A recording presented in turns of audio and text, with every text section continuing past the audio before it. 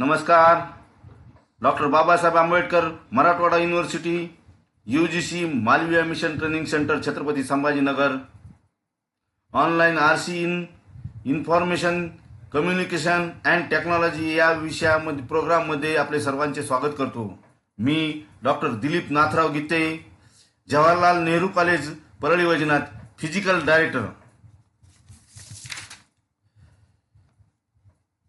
कबड्डी या विषयावर छोट्या स्वरूपामध्ये कंटेंट मी सादर करणार आहे. कबड्डी खेळाचा इतिहास व स्वरूप. कबड्डी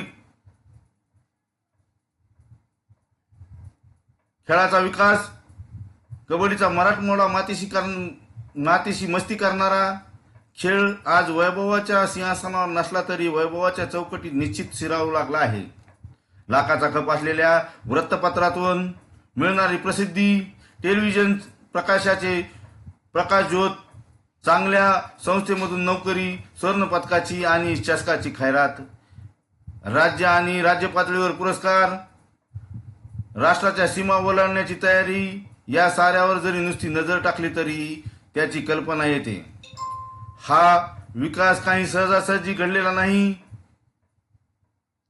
अंगाला व्यायाम देणारा आणि ताकदीची रंग जिरविणारा भारतातील जुना खेळ आणि व्यायाम प्रकार, विविध प्रकारे खेळला जाणारा, हजारोंना आकर्षून घेणारा, परंतु ढोबळपणाने नियमबाह्य झालेला होतो. तो निश्चित नियमाच्या आधारे आखीव रेखीवपणे सादर केली जाणारी कबड्डी ही एक खेळाची विविध जमान्यातील परंतु याच देशातील रूपे आहेत.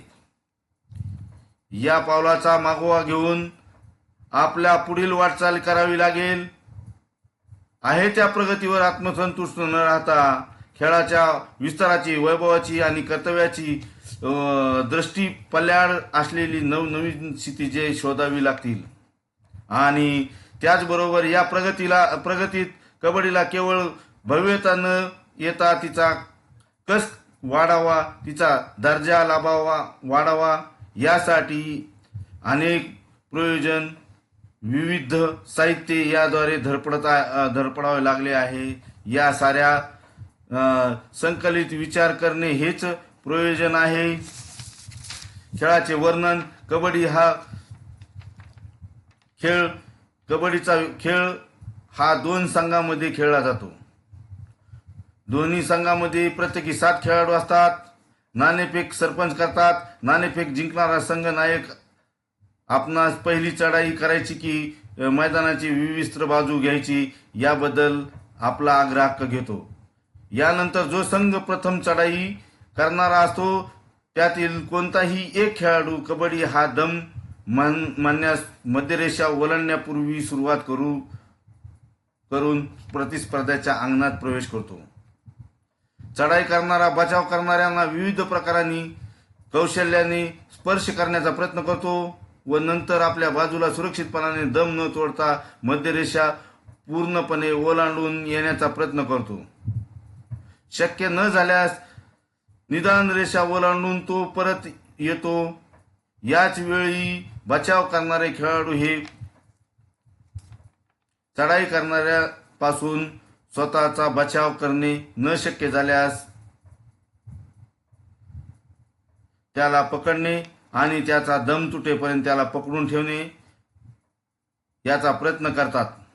ज्यावेळी चढाई करणारा परततो तेव्हा आतापर्यंत बचाव करणाऱ्या संघाला खेळाडू चढायला जातो. या पद्धतीने एका मागोमाग एक चढायांचा क्रम चालू राहतो. या प्रकारे 20 मिनिटाचे 2 डाव होतात. मध्ये 5 मिनिटाचे मध्यांतर असते. यावेळी दोन्ही संघ आपापल्या क्रीडांगणाच्या बाजू अदलाबदल करतात. ज्यावेळी एक संघ दुसऱ्या संघाचे सर्व खेळाडू बाद करतो त्यावेळी समोरच्या संघाला एक लोण लागते आणि त्या संघाचे सर्व बाद झालेले खेळाडू पुन्हा क्रीडांगणात येतात. खेळाडू बाद होतो तेव्हा क्रीडांगणाच्या मागील बाजूस बाद बाद खेळाडूंना बसविण्यासाठी आखलेल्या चौकोनात बसवतो. त्यावेळी बाद झालेल्या खेळाडूंच्या प्रतिस्पर्धी संघातील एक गडी बाद होतो. त्यावेळी ज्या क्रमाने बाद झालेले